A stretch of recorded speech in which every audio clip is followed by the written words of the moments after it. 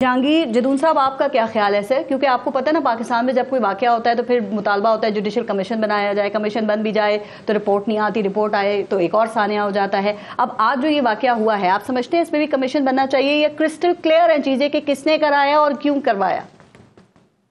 نہیں، ابھی دیکھیں، ہر جو معاملہ ہوتا ہے اس کو پولیٹیسائز نہیں کرنا چاہیے۔ یہ ایک سیریس اگر ایشو ہے، اگر اس طرح قیدیوں پہ حملہ کیا ہے تو اس کی ایک فیئر انویسٹیگیشن ہونی چاہیے، اور فیئر انویسٹیگیشن کے بعد جو بھی ایویڈنس کلیکٹ ہوتی ہے اس کے بعد پتہ چلنا چاہیے۔ دیکھیں، ایک دوسرے پہ الزام لگا کے معاملے کو رفع دفع ہو جائے گا، پھر پرابلم بن جائے گی۔ وہ ان پہ الزام لگا رہے ہیں، یہ ان پہ الزام لگا رہے ہیں، تو we should not come to jump to conclusion at the moment. ابھی اب دیکھیں نا، ابھی اتنا بڑا واقعہ ہے، کہاں سے لوگ آئے، ان کے پاس اکوپمنٹ کہاں سے آئے، گاڑیاں کہاں سے آئی، کس طرح پلان کیا گیا، جس طرح آپ نے کہا، اور 187 کتنی وینیں جا رہی ہیں، جو ویڈیو آ رہی ہے، تو اتنے لوگوں کی سیکیورٹی کا بھی جو آگے سیکیورٹی کے لوگ جا رہے تھے، کیا ان کے پاس کوئی انفارمیشن نہیں تھے راستے میں کیا ہو سکتا ہے، کیا نہیں ہو سکتا؟ انہیں تو ادروائز بھی بہت الرٹ ہوتا ہے۔ جو بھی جدون صاحب، میں یہی تو پوچھ رہی ہوں، آپ کے خیال میں اس قسم کا رسک جو ہے حملہ کرنے کا وہ پولیس لے سکتی ہے، یا پاکستان تحریک انصاف 9 مئی کے بعد وہ ایسا کرنے کا وہ رسک لیں گے، وہ سوچ سکتے ہیں؟ وہ ایسا لگ رہا تھا جیسے کہ فلم کا ایک قسم کا سین چل رہا ہے۔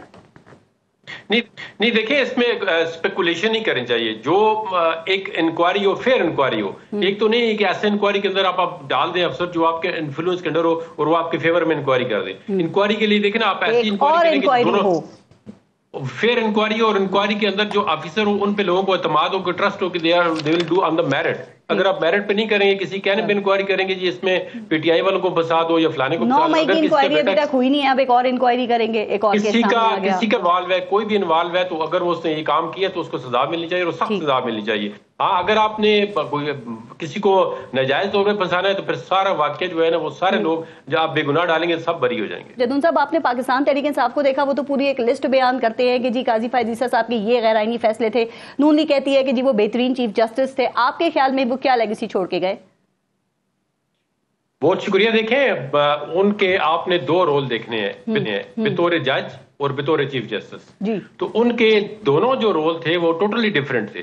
وہ تو اس طرح لگ رہا تھا، اس کی میں آپ کو ایویڈنس دے سکتا ہوں، میں خود ان کے پاس پیش ہوتا رہا ہوں، کہ وہ پہلے اپوزیشن میں تھے، پھر وہ ٹریجری میں آ گئے۔ انہوں نے اس طرح کا رول ادا کیا، ان کے اندر خوبیاں بھی تھیں، اس میں کوئی شک نہیں ہے، کہ لیکن ان کی جو خامیاں تھی، یا ان کا ایک بطور جج جو جس کو آپ جج کرتے ہیں، وہ ان کی خامیاں ڈومینیٹ کر گئی وقت کے گزرنے کے ساتھ ساتھ۔ پہلے جب آئے انہوں نے کہا جی، انہوں نے اس میں کوئی شک نہیں ہے کہ انہوں نے اپنی پاور ڈائلیوٹ کر دی۔ انہوں نے کہا جی میں کمیٹی 3 جو سینئر جج ان کی بناؤں گا، سب لوگوں نے اپریشیٹ کیا کہ اب اس طرح کام ہوگا، لیکن امیڈیٹلی انہوں نے یو ٹرن لیا، اور جو آرڈیننس کے ذریعے آرڈیننس کو فیسیلیٹیٹ انہوں نے کیا ہے۔ یہ میرے پاس ایویڈنس، مجھے پتہ ہے اس چیز کا، کہ انہوں نے آرڈیننس کو فیسیلیٹیٹ کیا، ان کی مرضی سے آرڈیننس آیا، پھر انہوں نے اپنی مرضی کا ایک اس کو پتہ ہے کہ وہ اب مجھ سے دوسری نہیں کرتے، ایک جونیئر جج کو اس کمیٹی میں ڈالا۔ تو اس طرح کی چیزیں جو ہے پھر اس کا لیکن آرڈیننس سے کیسے انہوں نے فیسیلیٹیٹ کیا؟ اور تو عمل درآمد کرنا کام نہیں ہوتا؟ نہیں، فیسیلیٹیٹ اس طرح کیا کہ تھرسڈے کو جب میٹنگ تھی تو وہ میٹنگ جان بوجھ کے وہ اگر حاضر ہے میٹنگ سے، دیکھیں نا، پہلے جو چیز غلط ہے آپ اس کو غلط کہیں، جو ٹھیک ہے اس کو ٹھیک کہیں۔ اب ہمارا اس میں ان بائسڈ انالیسس ہونا چاہیے۔ اس کے بعد بہت ساری ایویڈنس ہیں جو انہوں نے کورٹ کے اندر پریزائڈنگ کی تھی، انہوں نے جھوٹ بولے ہیں۔ مثال کے طور پر پرسوں وہ کیس سن رہے تھے انوائرمنٹ کا، تو انہوں نے کہا جی میں نے ترمیم تو اخبار میں پڑھی ہے۔ تو دیکھیں، پاکستان کی تاریخ کا چیف جسٹس اتنا بڑا جھوٹ بول رہا ہے کہ جس کو یہ نہیں پتا کہ ترمیم کس وقت ہوئی ہے۔ نہیں، اس وقت وہ گزٹ نوٹیفیکیشن نہیں آیا تھا نا سر؟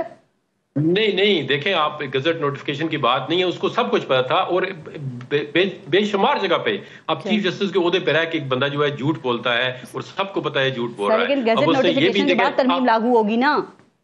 نہیں، لاگو کی بات نہیں ہے۔ دیکھیں، اب اس کو کہتا ہے جی میں نے اخبار میں دیکھی ہے، مطلب پتہ نہیں ہے، تو یہ ہو سکتا ہے اس کو پتہ نہیں۔ آپ نے ایک بات بڑی اچھی، جو صحیح ہے اس کو صحیح کہنا چاہیے، جو غلط ہے غلط کہنا چاہیے۔ کہ آپ سمجھتے ہیں کہ جسٹس منصور علی شاہ نے جو یہ خط لکھا اتنا سخت قسم کا، سر آپ کے خیال میں ان کو لکھنا چاہیے تھا؟ چونکہ دیکھیں سپریم کورٹ کی روایت رہی ہے نا کہ جو جانے والا چیف جسٹس ہوتا ہے اس کو گریسفلی اللہ حافظ کہا جاتا ہے، چاہے وہ کتنا ہی متنازع ہو۔ Justice Iftikhar Chaudhry, justice Saqib Nisar, justice Bandial تک کون متنازع نہیں تھا؟ تو کیا ان کو گریسفلی الوداع نہیں کہنا چاہیے تھا؟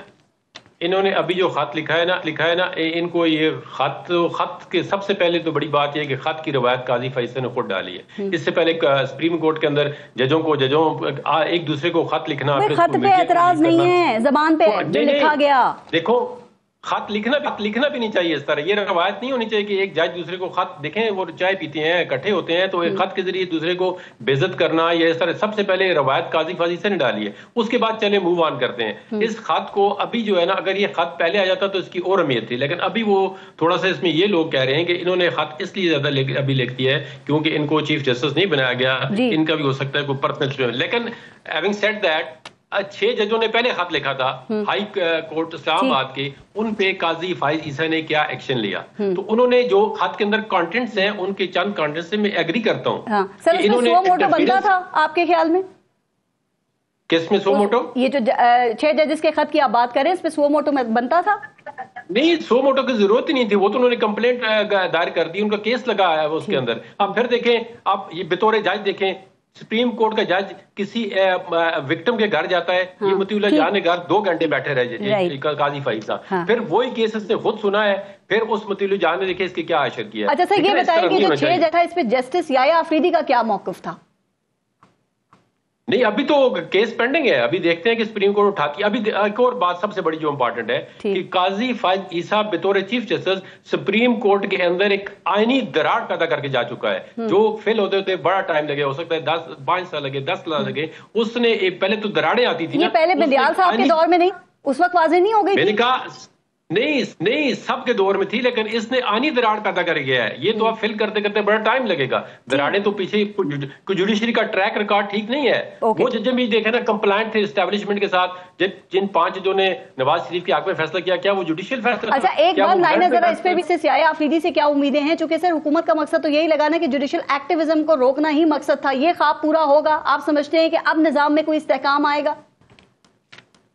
دیکھیں جسٹس جو یحییٰ آفریدی ہیں وہ بہت ہی آنریبل اور بہت ہی, کبھی انہوں نے وکیل کسی کے ساتھ بدتمیزی نہیں کی آج دن تک. قاضی فائز عیسیٰ تو ہر وکیل کے ساتھ بدتمیزی کرتا تھا, جس کو ریلیف دیتا تھا اس کے ساتھ بھی, جس کو نہیں دیتا اس کے ساتھ بھی. قاضی فائز عیسیٰ اور جسٹس یحییٰ آفریدی کا کوئی کمپیریزن نہیں ہے. جسٹس یحییٰ آفریدی ہیں, انہوں نے کورٹ کے اندر ڈیکورم کو ہمیشہ قائم کیا ہے, اور انہوں نے آج دن تک اپیرنٹلی پرائما فیشائی بھی نہیں لگتا کہ وہ کسی پولیٹیکل پارٹی کی. جوڈیشل ایکٹیویزم کیا آن جائے گا, جو حکومت کا مقصد تھا وہ خواب پورا ہوگا؟ دیکھیں مقصد تو یہ ترمیم کے پیچھے, اب آپ دوسرا کوشچن کریں گے نیکسٹ سیگمنٹ میں, ہم آپ کو بتائیں گے کہ کیا یہ ترمیم کیا فائدہ مند ہوگی, نقصان